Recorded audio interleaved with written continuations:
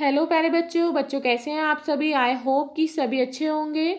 बच्चों आज की इस वीडियो में हम कक्षा 5 के विषय गणित के सप्ताह 17 की वर्कशीट को सॉल्व करेंगे जो कि उत्तरी दिल्ली नगर निगम के द्वारा दी गई है। बच्चों आपकी इस वर्कशीट का टॉपिक है गुणनखंड एवं साझा गुणनखंड। तो वीडियो को शुरू करने से पहले आप हमारे चैनल को सब्सक्राइब कर लें ताकि आपको आने वाले वीडियोज़ के नोटिफिकेशन मिलते रहें। तो शुरू करते हैं। क्वेश्चन 1 है, नीचे दी गई गुणा की तालिका को पूरा करो। तो बच्चों यहाँ पर आपको इस तालिका को पूरा करना है। तो कैसे करेंगे बच्चों, हम एक की गुणा एक में करेंगे, कितना आता है एक गुणा एक, एक गुणा दो बराबर दो, एक गुणा तीन बराबर तीन। अब बच्चों ऐसे ही हम दो की करेंगे एक में, दो गुणा एक दो, दो गुणा दो बराबर चार, दो गुणा तीन बराबर छः, दो गुणा चार बराबर आठ। तो बच्चों आप इस तरीके से इसको पूरा कर लेंगे।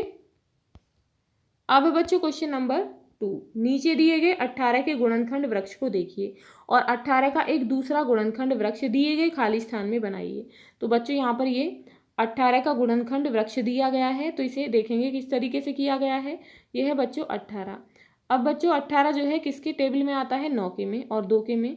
9 दूनी 18 और 2 नाम 18। तो बच्चों हम 9 को यहाँ लिखेंगे और 2 को यहाँ पर लिखा गया है। 2 के हमें गुणनखंड नहीं लिखने हैं, 9 के लिखने हैं। तो बच्चों अब 9 किसके पहाड़े में आता है, 3 के में। 3 तिया 9, तो बच्चों यहाँ पर 3 लिखा है और यहाँ भी 3। तो 18 के गुणनखंड है ये। अब बच्चों यहाँ पर हमें 18 के ही दूसरे गुणनखंड लिखने हैं। तो बच्चों 18 जो है किसके पहाड़े में आता है, 6 के में और 3 के में। 6 तिया 18 और 3 छंग 18। तो बच्चों यहाँ पर हम लिखेंगे 6 और यहाँ लिखेंगे 3, क्योंकि हमें 3 के गुणनखंड नहीं लिखने हैं, 6 के लिखने हैं। तो 6 के और कौन कौन से होते हैं, तो 6 जो है किस टेबल में आता है, 2 में और 3 में। 2 तिया 6 और 3 दूनी 6, तो यहाँ पर लिखेंगे 2 और यहाँ लिखेंगे 3। अब है बच्चों क्वेश्चन नंबर 3, दो अलग अलग तरीकों से 24 के गुणनखंड वृक्ष बनाइए। तो बच्चों यहाँ पर 24 है। अब 24 जो है किसके टेबल में आता है, 12 के में, इट मीन्स 12 के में। 12 दूनी 24 और क्या होता है, 2 की हम 12 से मल्टीप्लाई करेंगे, कितना आया 24। तो बच्चों यहाँ पर हम 2 लिखेंगे, यहाँ 12। अब बच्चों यहाँ पर 12 के गुणनखंड लिखेंगे। तो 12 जो है किसके टेबल में आता है, 6 में और 2 में। 6 दूनी 12 और 2 छिक्का 12।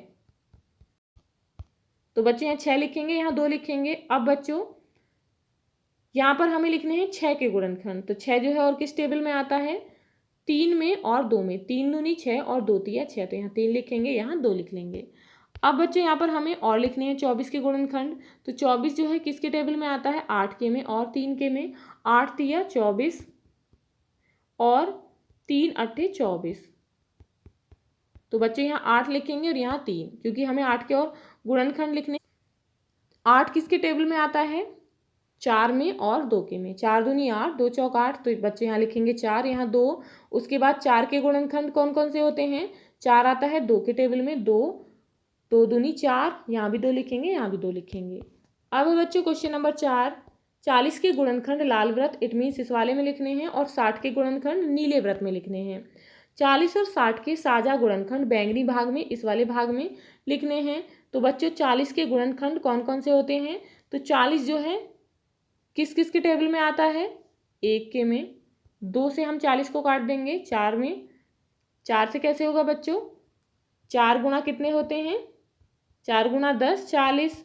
उसके बाद 5 गुणा 8 40, 8 गुणा 5 40, 10 गुणा 4 40, 20 गुणा 2 40, 40 से कम 40। तो बच्चों ये हैं 40 के गुणनखंड।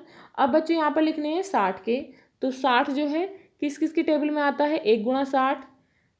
उसके बाद बच्चों 2 गुणा 30 बराबर 60, इट मीन्स हम 2 से भी 60 को काटेंगे और 3 से भी बच्चों 4 से।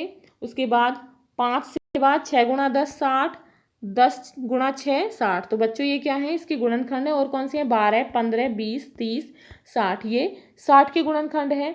अब बच्चों इनमें देखेंगे तो बच्चों 40 और 60 के साझा गुणनखंड कौन कौन से हैं, तो बच्चों यहाँ देखेंगे 1 2 4 5, उसके बाद है बच्चों 10, उसके बाद कौन सा है 20। तो ये जो हैं 40 और 60 के साझा गुणनखंड हैं। नेक्स्ट है निम्नलिखित के उत्तर लिखिए। 30 के गुणनखंड कौन कौन से हैं, तो 30 जो है किस किस के टेबल में आता है, 1 2 3 5 6 10 15 30, ये किसके गुणनखंड है, 30 के। नेक्स्ट है 45 के गुणनखंड कौन कौन से हैं, तो 45 जो है किस किस के पहाड़े में आता है, 1, 3, 5, 9, 15, 45। नेक्स्ट है 30 और 45 का सबसे बड़ा साझा गुणनखंड। तो सबसे बड़ा साझा गुणनखंड कौन सा है, यहाँ देखेंगे बच्चों, यहाँ पर 15 है और यहाँ भी 15 है।